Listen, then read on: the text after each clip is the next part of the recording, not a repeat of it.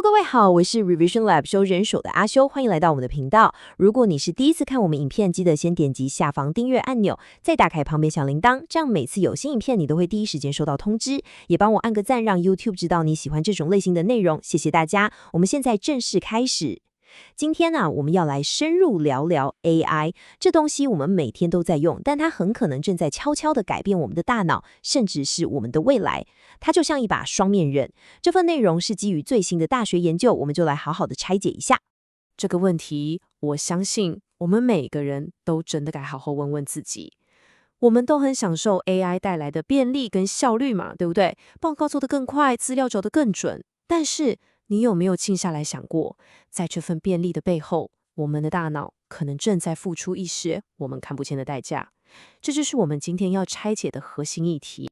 好了，讓我們先來看看 AI 這位同學他的進化速度到底有多麼的驚人。我可以先跟你說，這個成長的曲線可能遠比你想象的還要陡峭，還要誇張。86分。這個數字本身聽起來可能沒什麼特別的，但如果我告訴你，這是頂尖的 AI 模型 GPT-4，在台灣大學資訊工程系大一必修課程式設計這門課的期末考成績呢，你可能就會嚇一跳。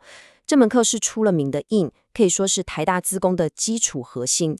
能夠拿到這種分數的，通常都是班上最頂尖的那一群學生。如果我們把它進步過程攤開來看，那簡直就像是開了外掛一樣。你可以想象一下，就在1年半以前，也就是2023年初的時候 ，GPT 3.5 的成績還不到50分，完全就是個不及格的學生。結果到了2023年中 ，GPT 4進步到65分，算是勉強跟上了進度。然後又過了1年，到了2024年中，他直接衝上了86分。你想想看，從吊車尾到學霸，他只花了1年半的時間。好，這裡最關鍵的一點是什麼？當一個通用型的 AI 都能達到這種程度的時候，那些專門為特定領域，比方說會計、法律或者設計所訓練出來的垂直領域 AI， 他們要取代入門級的專業工作，這幾乎可以說是必然的趨勢了。這不是危言聳聽，而是正在發生的現實。那你準備好了嗎？接下來我們進入下一個關鍵點。在我們讚嘆 AI 強大能力的同時，我們必須去面對一個更嚴肅的問題：它對我們自己的大腦到底產生了什麼樣的隱藏的影響？這個問題非常尖銳，但它也直擊了核心。麻省理工學院，也就是 MIT， 他們有一項突破性的研究，就直接設計了一個實驗，要來回答這個問題。而實驗的結果，坦白說，真的相當令人警惕。這個實驗的設計是這樣的：研究人員把參與者分成2組，一組在寫作的時候可以使用 AI 來輔助，另外一組呢，完全不行，只能靠自己的大腦。這個過程持續了幾輪，長達4個月。然後他們突然把2組的條件對調，原本用 AI 的那組人現在被禁止使用了，而原本只靠大腦的那組現在可以開始用 AI 了。結果的差異非常驚人。那些一開始就依賴 AI 的 AI 優先組，當 AI 這個工具被拿走之後，他們不只對自己寫過的內容記憶很模糊，更重要的是，他們大腦在思考時的神經活化程度也明顯不足。這代表什麼？代表他們的大腦已經變得不習慣自己出力去深度思考了，表現因此大幅下滑。相反地，那些先用自己大腦刻意練習的大腦優先組，即使後來才開始使用 AI， 他們的記憶力、回憶能力都更強，大腦活化的範圍和強度也遠遠勝過前者。這個比喻我覺得非常貼切。你可以把大腦想象成一塊肌肉，把 AI 想象成一個強大的外骨骼裝甲。如果你總是讓這個裝甲幫你代勞去做所有重量訓練，那你自己的肌肉就會因為缺乏鍛鍊而慢慢萎縮。這就是認知便利背後我們正在付出的代價。